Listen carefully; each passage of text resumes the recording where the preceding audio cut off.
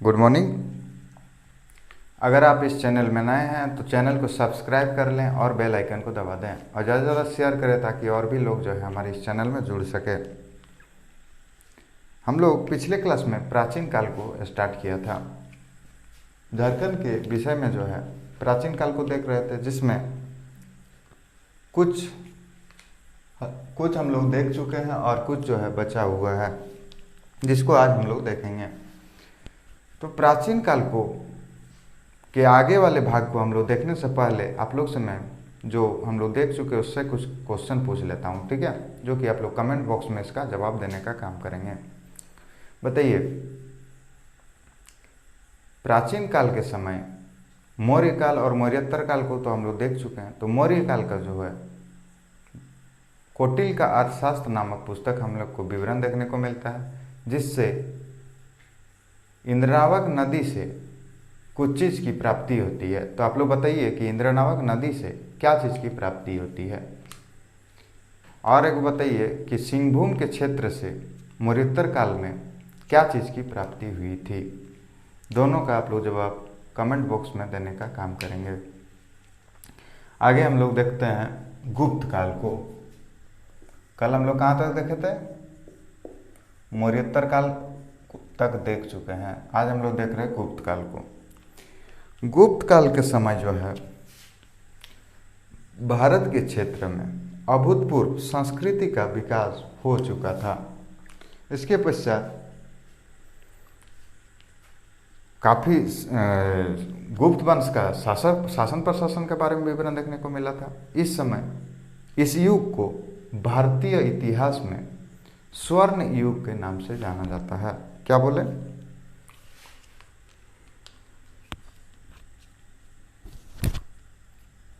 भारतीय इतिहास में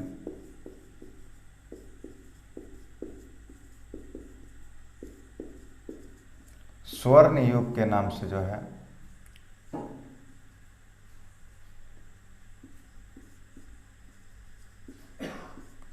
गुप्त काल को जाना जाता है। क्या नाम से जाना जाता है? स्वर्ण युग। गुप्त वंश के समय कुछ शासक के शासन प्रशासन के बारे में हमें विवरण झारखंड के क्षेत्र में देखने को मिलता है, जिसमें सबसे पहले जो है समुद्रगुप्त के बारे में विवरण देखने को मिला था। किसके बारे में? समुद्रगुप्त। समुद्रगुप्त जो है गुप्त वंश का शासक हुआ करता था। किस वंश का? गुप्त वंश का शासक हुआ करता था। समुद्रगुप्त गुप्त वंश का काफी शक्तिशाली और समृद्ध शासक हुआ करते थे। क्या हुआ करते? समृद्धशाली और शक्तिशाली शासक वर्ग के हुआ करते थे। इनके जीवन काल में काफ़ी काफ़ी समृद्धशाली होने की वजह से जो है इनके काल में भारत के क्षेत्र में बहुत डेवलपमेंट करने का काम किया था। इसी वजह से भारतीय इतिहास में समुद्रगुप्त को भारत का नेपोलियन के नाम से भी जाना जाता है। क्या बोले? भारत का नेपोलियन। किसे जाना जाता है? तो समुद्रगुप्त को भारत का नेपोलियन के नाम से भी जाना जाता है।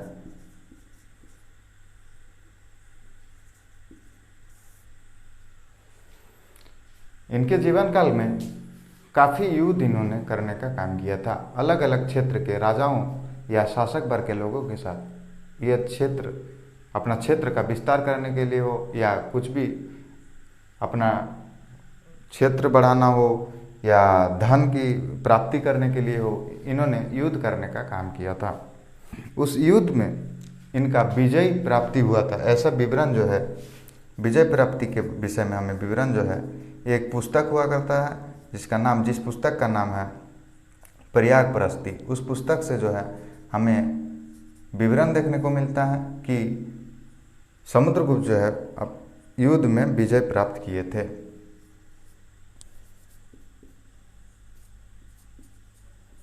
इस पुस्तक को लिखने का काम हरिसेन द्वारा किया गया था। हरिसेन नामक एक व्यक्ति हुआ करते थे, जिन्होंने जो है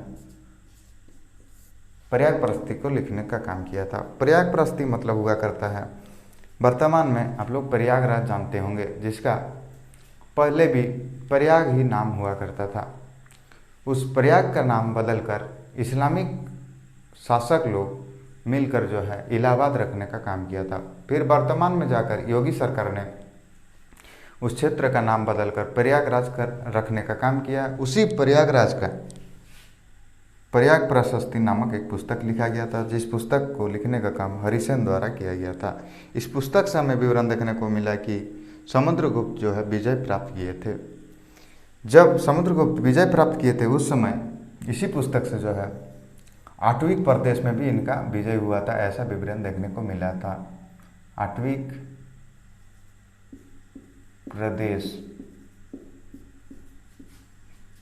प्रदेश में भी इनका विजय प्राप्त किए थे।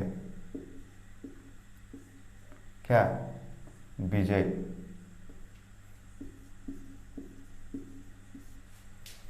और आटविक प्रदेश आप लोग जानते होंगे, अशोक के काल से ही इस क्षेत्र को जो है आटविक प्रदेश के नाम से जाना जाता था। इस वजह से हम लोग कह सकते हैं कि झारखंड का क्षेत्र जो है समुद्रगुप्त के काल में अधीन हुआ करता था। मतलब समुद्रगुप्त का जो है शासन प्रशासन आटविक प्रदेश के क्षेत्र में हुआ करता था। इसी वजह से झारखंड का क्षेत्र उनके काल में अधीन हुआ करता था, उनके अधीन हुआ करता था, ऐसा हमें विवरण देखने को मिलता है। ठीक है, अब हमें गुप्त वंश का एक दूसरे शासक के बारे में भी विवरण देखने को मिलता है। देखिए, इसमें हम लोग जो है झारखंड के क्षेत्र को ही लेकर चलना है, क्योंकि हम लोग झारखंड का इतिहास के विषय में ही पढ़ रहे हैं। जब हम लोग भारत के इतिहास में पढ़ेंगे तब हम लोग पूरे विस्तार से जो है गुप्त वंश को पढ़ेंगे। इसमें झारखंड के क्षेत्र से इसलिए पढ़ रहे हैं क्योंकि झारखंड का जो भी सिलेबस है, झारखंड का जो भी मतलब इतिहास है, उससे इससे ज़्यादा क्वेश्चन गुप्त वंश से नहीं आएगा। चलिए, तो और दूसरे जो शासक के बारे में गुप्त वंश का हमें विवरण देखने को मिलता है, उनका नाम है चंद्रगुप्त द्वितीय। क्या नाम बोले? चंद्रगुप्त द्वितीय। इनका असली नाम विक्रमादित्य हुआ करता है।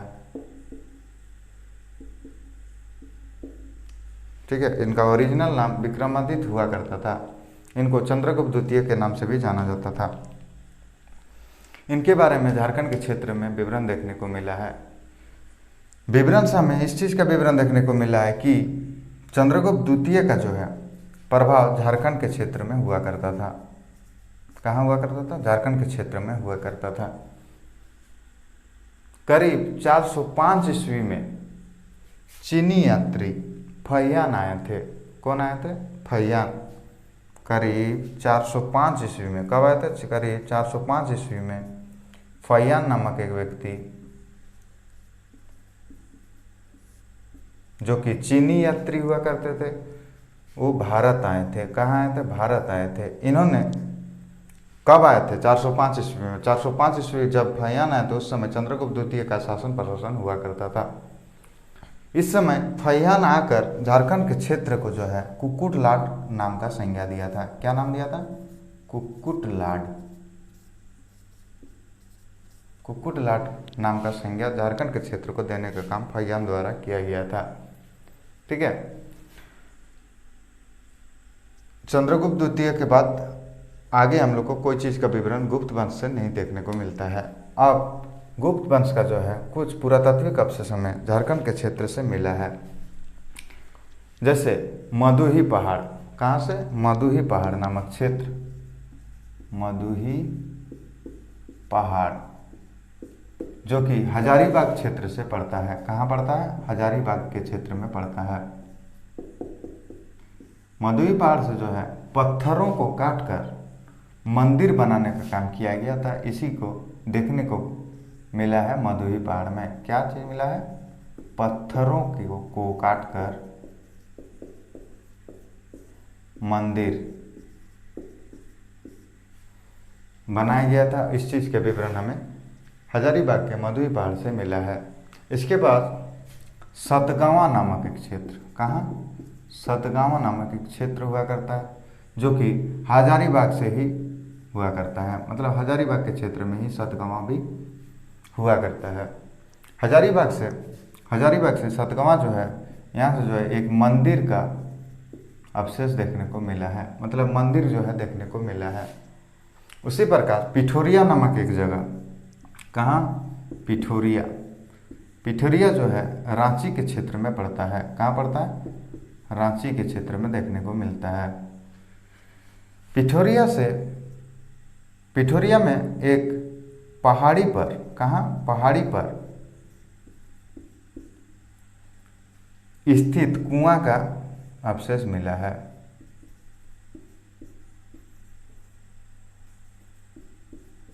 मतलब एक कुआं देखने को मिला है जो पहाड़ी पर स्थित है, पिठोरिया के क्षेत्र में, जो रांची जिला में आता है।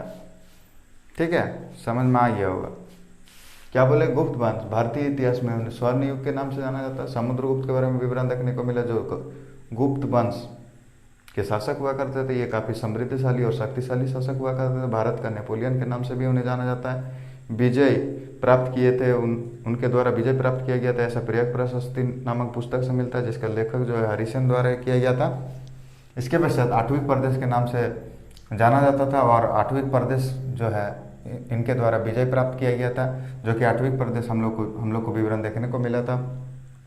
मौर्य काल के अशोक के काल से ही आठवीं प्रदेश से झारखंड के क्षेत्र को कहा गया था, और इस क्षेत्र में विजय प्राप्त किया गया था। इससे हम लोग विवरण देखने को मिलता है कि समुद्रगुप्त का जो है अधीन झारखंड के क्षेत्र में हुआ करता था। चंद्रगुप्त द्वितीय के बारे में भी विवरण हमें गुप्त काल के शासक के बारे में विवरण देखने को मिलता है, जिसका ओरिजिनल नाम जो है विक्रमादित्य हुआ करता है।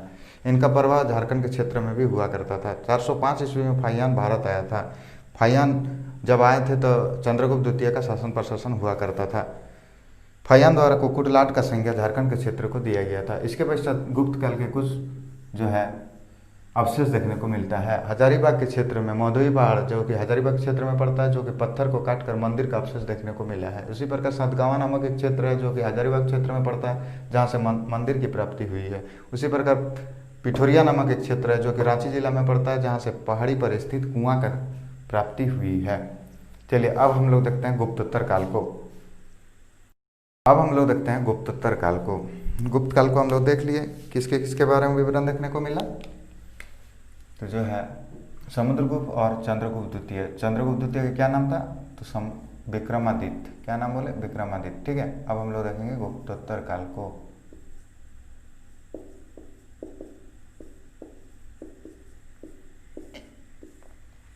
गुप्तोत्तर काल जो है गुप्त वंश का शासन प्रशासन समाप्त होने के बाद के काल को जो है गुप्तोत्तर काल के नाम से जाना जाता है। गुप्तोत्तर काल के समाप्त होने के बाद झारखंड के क्षेत्र से शशांक नामक एक शासक के बारे में विवरण देखने को मिलता है। किसके बारे में? शशांक।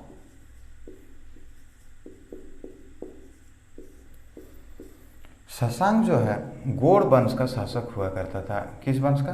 गोड़ वंश का शासक हुआ करता था। ठीक है, गोड़ वंश का शासक हुआ करता था। इनके साम्राज्य का विस्तार जो है संपूर्ण झारखंड, साम्राज्य का विस्तार, ठीक है, साम्राज्य का विस्तार जो है झारखंड, बंगाल तथा उड़ीसा के क्षेत्र में हुआ करता था। जिस समय गोड़ वंश के शासक शशांक का शासन प्रशासन हुआ करता था, उस समय अपने शासन प्रशासन को अच्छे तौर पे, मतलब सही ढंग से चलाने के लिए दो राजधानी बनाने का काम किया गया था। कितना राजधानी बनाया था? 2 राजधानी बनाया गया था।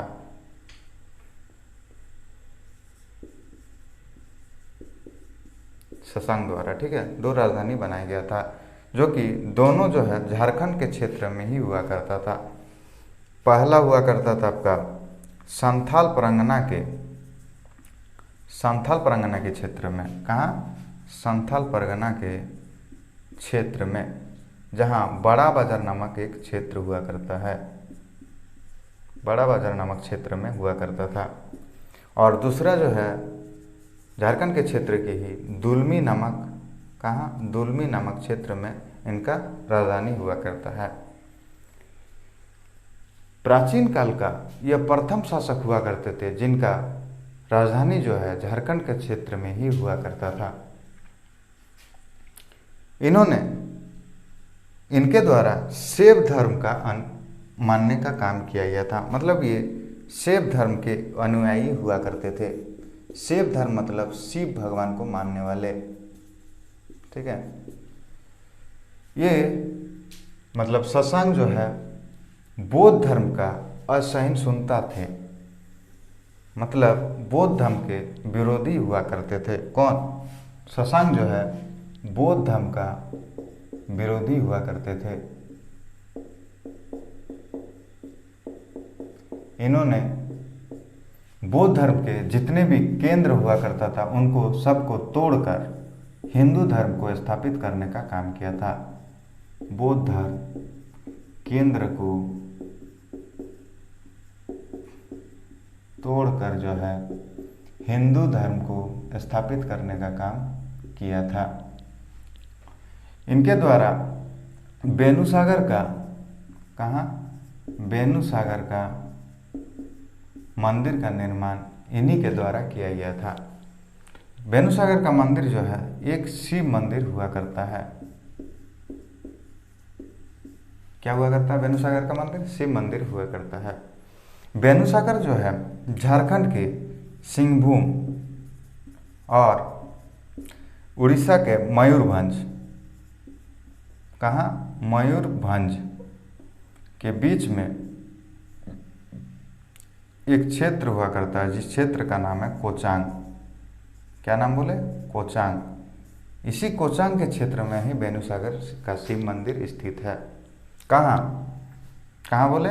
तो झारखंड का सिंहभूम तथा उड़ीसा का मयूरभंज नामक जिला, उसी क्षेत्र के बीच में जो है कोचांग नामक एक क्षेत्र है जहाँ बेनुसागर का शिव मंदिर जो है स्थित है।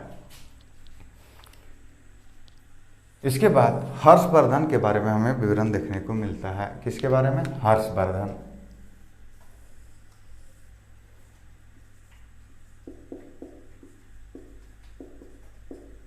हर्षवर्धन के बारे में विवरण देखने को मिलता है। हर्षवर्धन जो है वर्धन वंश के शासक हुआ करते थे। किस वंश के? वर्धन वंश के शासक हुआ करते थे। हर्षवर्धन का साम्राज्य का विस्तार जो है कांगजोल तक हुआ करता था। कहाँ तक? कांगजोल तक हुआ करता था। कांगजोल जो है प्राचीन काल में संथाल परगना को ही कहा जाता था। मतलब हम लोग कह सकते हैं कि कांगजोल का वर्तमान में संथाल परगना के नाम से जाना जाता है। इसी क्षेत्र में, मतलब ये कांगजोल के क्षेत्र में ही हर्षवर्धन जो है हेनसांग के साथ मिलते हैं। हेनसांग के साथ हर्षवर्धन का मिलन कांगजोल के क्षेत्र में ही हुआ था। चलिए एग्जाम के दृष्टिकोण से एक बार देख लेता हूँ, ठीक है। गुप्तोत्तर काल। गुप्तोत्तर काल से शशांक तथा हर्षवर्धन के बारे में हम लोग को विवरण देखने को मिलता है। शशांक गौड़ वंश का शासक हुआ करते थे। इनका साम्राज्य का विस्तार झारखंड, बंगाल और पूरे उड़ीसा में हुआ करता था। इनके द्वारा अपना शासन प्रशासन को सही ढंग से चलाने के लिए 2 राजधानी का निर्माण किया गया था। दोनों जो है झारखंड के क्षेत्र में ही हुआ करता था। पहला संथाल परगना के बड़ा बाजार नामक क्षेत्र में और दूसरा दुलमी। शशांक जो है शैव धर्म के अनुयायी हुआ करते थे, मतलब शैव धर्म मानने वाले शासक हुआ करते थे। बौद्ध धर्म का ये विरोधी हुआ करते थे। बौद्ध धर्म के केंद्र को तोड़कर इनके द्वारा हिंदू धर्म को स्थापित करने का काम किया गया था। इनके द्वारा बेनुसागर का शिव मंदिर का निर्माण किया गया था। बेनुसागर का शिव मंदिर जो है सिंहभूम और मयूरभंज के बीच में कोचांग नामक क्षेत्र में ही इसका स्थापित होने का विवरण देखने को मिलता है। इसके बाद हमें हर्षवर्धन के बारे में विवरण देखने को मिलता है। हर्षवर्धन जो है वर्धन वंश के शासक हुआ करते थे। कांगजोल के क्षेत्र में इनका साम्राज्य में हुआ करता था, मतलब इनका साम्राज्य जितना विस्तार हुआ करता था उसी क्षेत्र में जो है अपना कांगजोल भी आता था, ठीक है। इसी कांगजोल के क्षेत्र में ही हेनसांग के द्वारा हर्षवर्धन के साथ मिलाव या मिलने का काम किया गया था। आशा करते समझ में आ गया होगा। आगे मिलते हैं नेक्स्ट क्लास में। धन्यवाद।